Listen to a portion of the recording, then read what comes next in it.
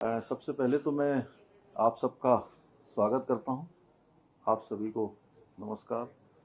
और पिछले दिनों देश में विभाजनकारी राजनीति करने वाले लोग सुर्खियां बटोरने के लिए आदरणीय गृह मंत्री अमित शाह जी के संसद में दिए गए बयान के एक छोटे से हिस्से को तोड़ मरोड़ कर पेश कर रहे हैं और लगातार ये घृणित कार्य कांग्रेस पार्टी कर रही है और उन अंबेडकर जी के नाम पर कर रही है जिसने हमेशा डॉक्टर अंबेडकर जी का अपमान करने का काम किया।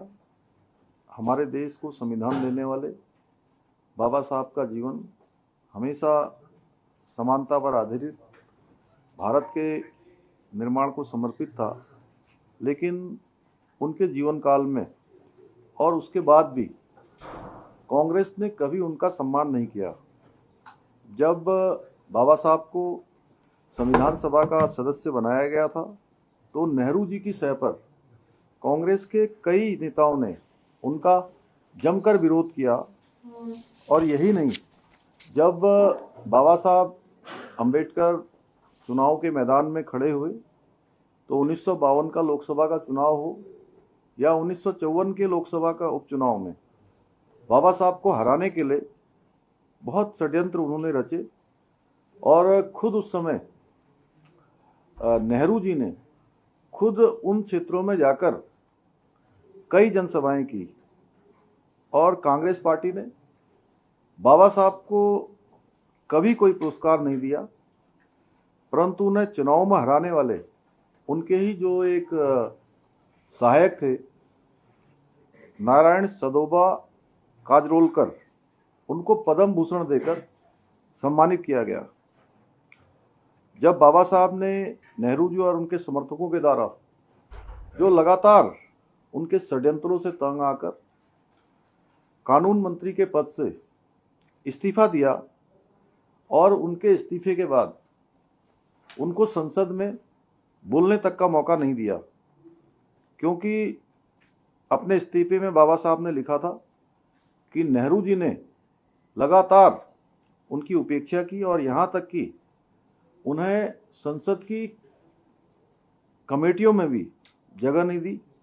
इतना ही नहीं, उन्होंने अपने इस्तीफे में इस बात का भी उल्लेख किया था कि कांग्रेस नेहरू जी लगातार उनकी उपेक्षा कर रहे हैं और उनका सारा ध्यान केवल मुस्लिम तुष्टीकरण पर रहता है और उन्हें लेकिन दलितों और आदिवासियों की कोई चिंता नहीं है, उनकी सुरक्षा की कोई चिंता नहीं है, केवल मुस्लिम सुरक्षा की चिंता है।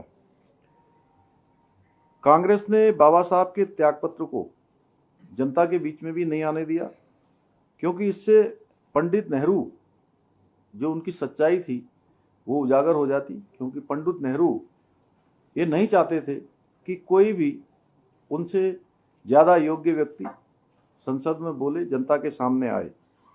कांग्रेस पार्टी ने जो बाबा साहब की स्मृतियों को भी जो सजोने की कभी अनुमति नहीं दी, उनके जन्म स्थान पर स्मृति मंदिर तक नहीं बनने दिया।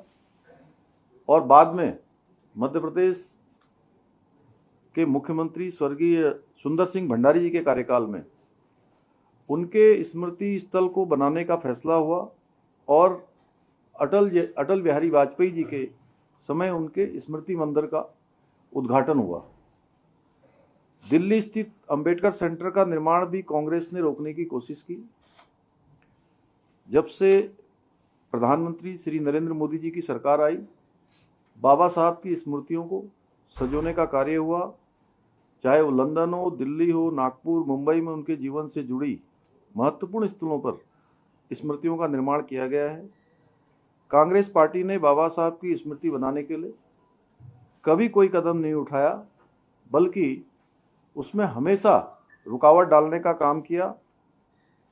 जबकि देश भर में कांग्रेस पार्टी ने, चाहे वो नेहरू हो, इंदिरा गांधी हो, संजय गांधी हो, राजीव गांधी के नाम पर सैकड़ों स्मारक और अस्पताल और सड़कों का नाम रख दिए गए।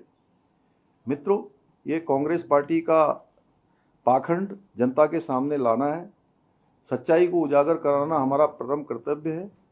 और हम ये भी कहना चाहते हैं कि जिस प्रकार सरदार पटेल के बाद देश को एक ऐसे मजबूत गृह मंत्री मिले हैं, उनके और आदरणीय प्रधानमंत्री मोदी जी के नेतृत्व में आज देश के अंदर अनेक बड़े बड़े डिसीजन हो रहे हैं।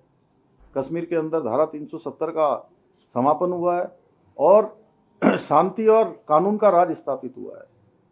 देश के अंदर चाहे पूर्व हो, पश्चिम हो, उत्तर हो, दक्षिण हो, हर दिशा में आज शांति स्थापित हुई है। आतंकवाद समाप्त होने की ओर है, नक्सलवाद समाप्त होने की ओर है।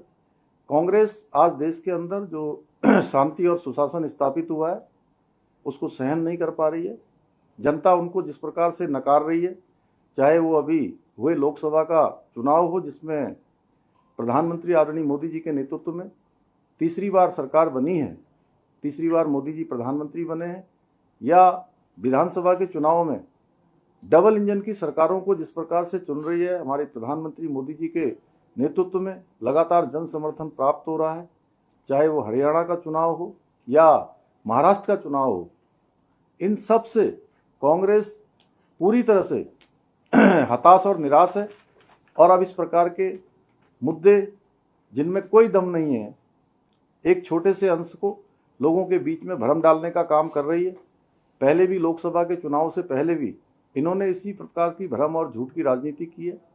इनको जनता ने सबक सिखाया है, अब भी जनता इनको सबक सिखाएगी। जुलाई माह से देश के अंदर नए कानून लागू हुए हैं और इन कानूनों को लागू करने में उत्तराखंड राज्य तेजी से काम कर रहा है। आज आदरणीय गृह मंत्री अमित शाह जी की अध्यक्षता में आज इन सब की समीक्षा हुई है और राज्य के अंदर जो भी काम